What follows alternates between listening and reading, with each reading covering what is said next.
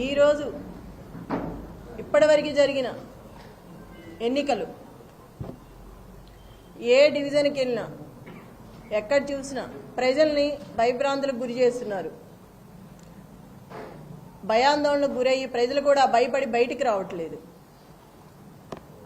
ఎవరు వచ్చినా ముందుగానే వాళ్ళని బెదిరిస్తున్నారు. డబుల్ బెడ్రూమ్ ఉంటే క్యాన్సిల్ చేస్తాము, 2000 పింఛన్ ఉంటే కట్ చేస్తాము.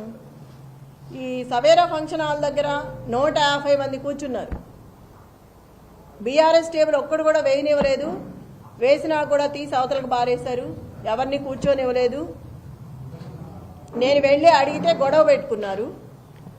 స్కూటీల మీద వెళ్ళే వాళ్ళని కూడా ఆపి ఫలానా పార్టీకి మీరు కాంగ్రెస్ పార్టీకి వేయండి అని చెప్తున్నారు. ప్రతి ఆటోని జనం ఎక్కించుకొచ్చి అక్కడ 2 నిమిషాలు వాళ్ళతో మాట్లాడి డబ్బులు పంచుతా మీరు కాంగ్రెస్కి ఓటు వేయండి, వెయ్యకపోతే మిమ్మల్ని రేపటి నుంచి బయటికి రానేమో అని బెదిరించారు. అది మేము క్వశ్చన్ చేస్తే మమ్మల్ని కూడా మహిళలను చూడకుండా పిచ్చి పిచ్చిగా మాట్లాడారు. నేను సవేరాలో ఒక బూత్లోకి వెళ్తే 271లో నవీన్ యాదవ్ బావమరిది వెంకట యాదవ్ కూడా ఉన్నారు. నన్ను చూసి ఎమ్మటే బయటికి పరిగెత్తుకొని వెళ్ళిపోయారు.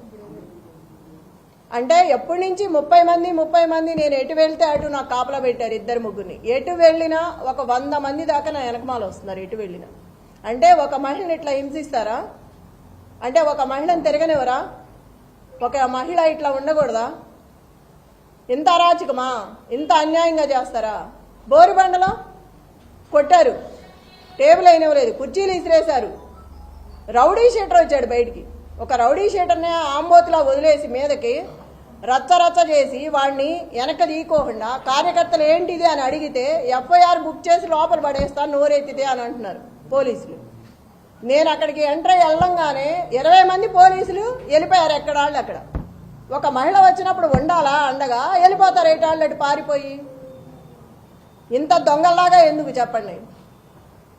పోలీసు సోదరులకు ఒకటే చెప్తున్నా, నేను జెన్యూన్గా ఉండండి. ఒక మహిళకి సపోర్ట్ చేయమని నేను అడగట్లేదు.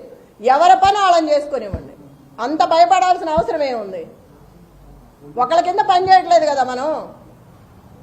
అంత భయపడి నన్ను భయపెట్టాల్సిన అవసరం ఏముంది?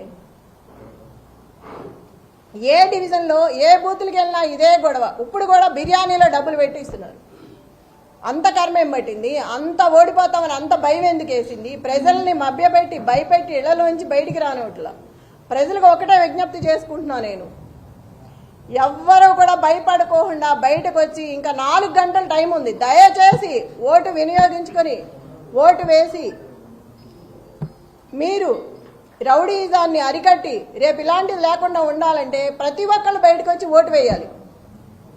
ఇంతకుముందు అధికారంలో ఉన్న బీఆర్ఎస్ పార్టీ ఇలాంటి ఎలక్షన్స్ చాలా చేసింది, కానీ ఎప్పుడు చేయలేదు. నేను చూసినంతలో ఎప్పుడూ జరగలేదు. ఫస్ట్ టైం నేను చూడటం.